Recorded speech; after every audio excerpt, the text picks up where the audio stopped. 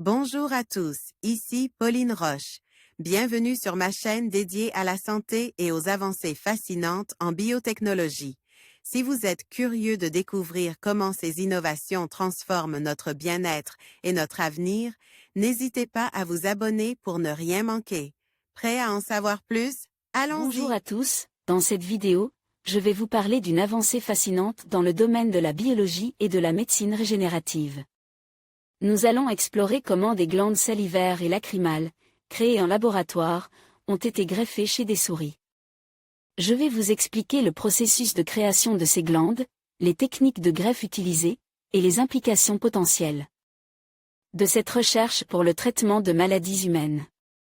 Restez avec moi pour découvrir les details de cette innovation prometteuse. Les chercheurs d'un laboratoire japonais viennent de frapper un grand coup. Dans la même édition de la revue Nature Communication, ils ont publié 2 avancées en médecine régénérative.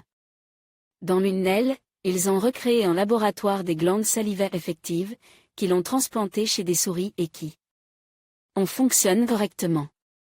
Dans la seconde, ils ont obtenu le même résultat avec des glandes lacrymales. Le liquide lacrymal vient hydrater l'œil pour le nettoyer, mais parfois il est produit excessivement, et il se met à couler le long des joues, formant des larmes. Si certaines personnes souffrent de sécheresse oculaire, elles pourront espérer à l'avenir une transplantation de glandes lacrymales. Entièrement conçue in vitro. Honeycomb, Flicker, CC by ND 2.0. L'homme est-il une machine dont on pourra changer les pièces défectueuses? C'est en quelque sorte l'ambition de la médecine régénérative pour augmenter notre espérance de vie. Des progrès considérables ont été accomplis ces dernières années, mais certaines frontières limitent encore la réussite de toutes les expériences entreprises.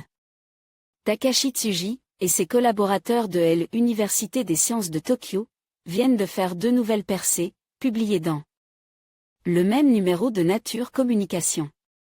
Ils sont parvenus à créer in vitro des glandes salivaires et lacrymales fonctionnelles après transplantation chez la souris. Une découverte qui en fera saliver plus d'un. Commençons par nous mettre en appétit. Dans leur première recherche, les auteurs ont commencé par récupérer des cellules épithéliales et mésenchymateuses dans les glandes salivaires de fœtus de souris d'une quinzaine de jours. Elles ont été placées dans une substance gélatineuse nutritive enrichie en facteurs de croissance, durant 3 jours. À ce stade, ces glandes ont été greffées chez des souris adultes qui avaient préalablement subi une ablation de ces organes. 1 mois plus tard, les connexions avec le système nerveux et les conduits étaient établies. Et lorsque les scientifiques simulaient le tractus digestif avec du sel, les glandes transplantées produisaient de la salive qui venait humidifier la bouche des rongeurs. Les souris, modèle animal par excellence, on retrouve la possibilité de saliver ou de pleurer après transplantation de glandes fabriquées in vitro. Rama, Wikimedia Commons, CC BY SA 2.0. Chez l'homme, il existe des troubles associés à une production déficitaire de salive, la xérostomie. Cette condition apparaît avec l'âge, dans le syndrome de Sjögren, maladie auto-immune rare, ou parfois après une radiothérapie. Pour traiter un cancer de la tête.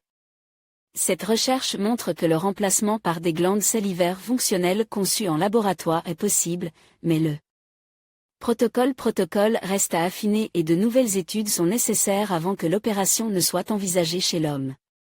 Des larmes in vitro.